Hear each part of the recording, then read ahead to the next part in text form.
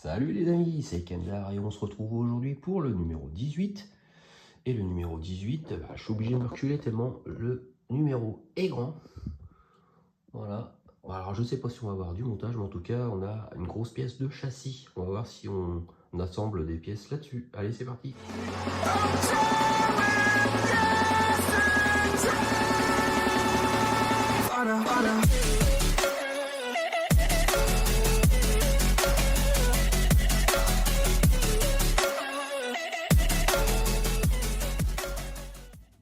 Alors, qu'est-ce qu'on a aujourd'hui? Même si, voilà, je crois savoir, c'est le plancher, on va dire.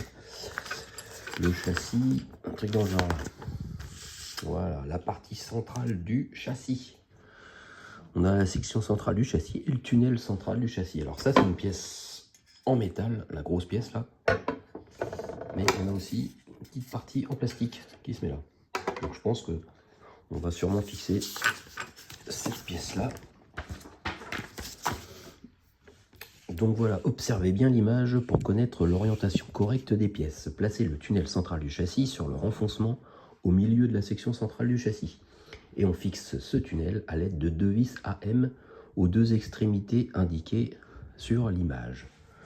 Bon, après, de toute façon, à mon avis, ça ne doit pas être très compliqué. Donc déjà, on le retourne pour le mettre dans le bon sens. Comme ceci. On prend le tunnel, on le retourne aussi. Également, et après, de toute façon, si on met, voilà, si on le met dans le mauvais sens, de toute façon, on voit tout de suite que ça va pas. Donc ça se met comme ça. Hop. Voilà, pas compliqué. Et les vis AM, on en met une ici et une là-bas. Et je pense que juste après, il faudra remettre deux autres vis. Et effectivement, terminer de fixer le tunnel central à l'aide de deux autres vis AM dans les deux extrémités restantes. Ouais, donc histoire de faire durer les étapes. Et en fait, voilà, il y a 4 vis à mettre. Ah, alors pour que ça ne visse pas. Ah si, ça visse. C'est sur du métal, donc le pas de vis est plus petit.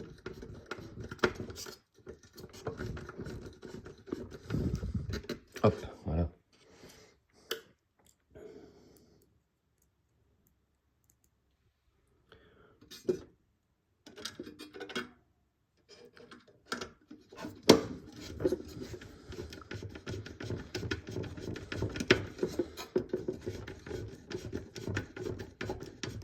Ah, c'est vrai qu'elles sont pas longues ces vis là, mais en longueur elles sont pas longues, mais en vissage c'est long.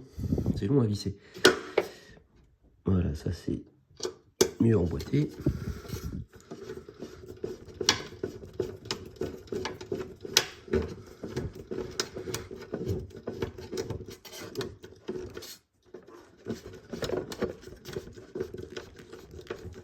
Voilà, j'y suis presque. Alors, on a l'impression qu'on vise des vis qui font 10 cm, mais non. Donc là, je vais tourner un peu, qu'on voit bien.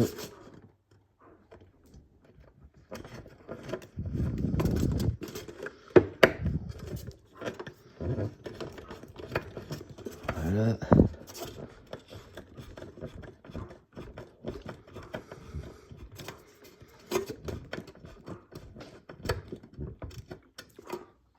Et voilà. C'est fixé. Ensuite, qu'est-ce qu'on a à faire? Alors, instruction de montage, ordre de serrage des vis. Dans le monde de la mécanique et donc du modélisme, il existe une façon de serrer des groupes de vis que l'on appelle la séquence en croix ou en étoile. Cette méthode consiste à insérer d'abord les vis opposées au lieu des vis voisines. La raison est que, de cette manière, les pièces s'emboîtent mieux et que la pression est uniforme tout au long de l'assemblage, ce qui permet de préserver l'intégralité de la pièce et d'obtenir un ajustement correct. Bon, je m'en doutais. Alors ensuite, récupérez la poutre avant droite que vous avez assemblée au numéro précédent. Retournez la partie centrale du châssis comme indiqué sur l'image et on fixe l'extrémité de la poutre avant sur l'emplacement indiqué de la partie centrale du châssis. Donc il faut retourner cette pièce là, comme ça, et il faut chercher la partie... non, la poutre avant droite. Je vais la chercher. Alors voilà la poutre avant droite. Et du coup, on l'insère ici sur l'emplacement indiqué. Et du coup, quand on regarde bien, ça a la forme. Voilà, ça s'emboîte ici. Il y a un petit ergot et plus là. Donc du coup, de toute façon, on ne peut pas se tromper. On le met comme ça. Et à la limite, ça tient tout seul. Sans vis pour l'instant. Mais sûrement qu'on va mettre une vis. Donc, utilisez deux vis EM pour fixer la poutre avant droite sur la section centrale du châssis. Ok, on visse les deux vis EM. Et après, ben, ça sera terminé pour ce numéro.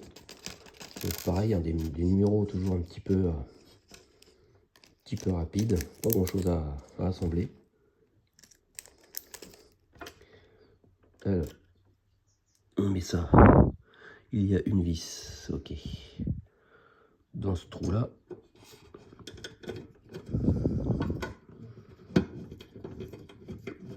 Donc je vais pas la serrer tout de suite. Voilà, que ça s'emboîte bien. Et l'autre du coup c'est ici. C'est ça. Maintenant je vais serrer.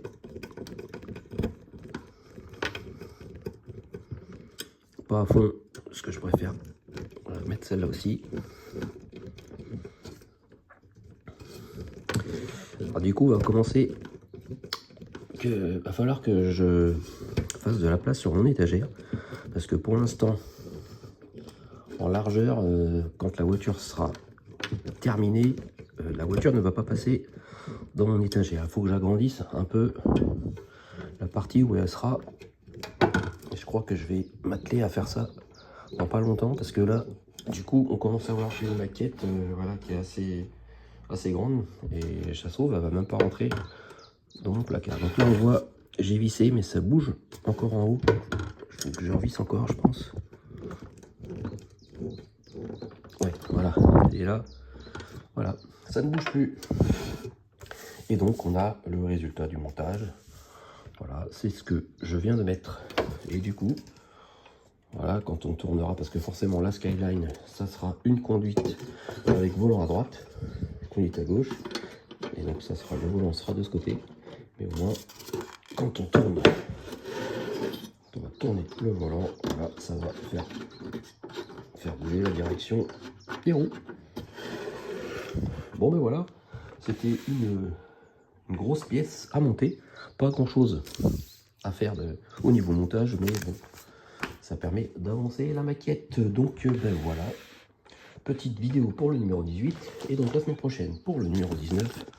Bon voilà, j'ai pas... Et du coup maintenant je sais ce que c'est par rapport à la forme arrondie, bah, c'est juste la pièce qui vient ici, voilà. Et puis voilà, donc pareil, un numéro avec 3 vis.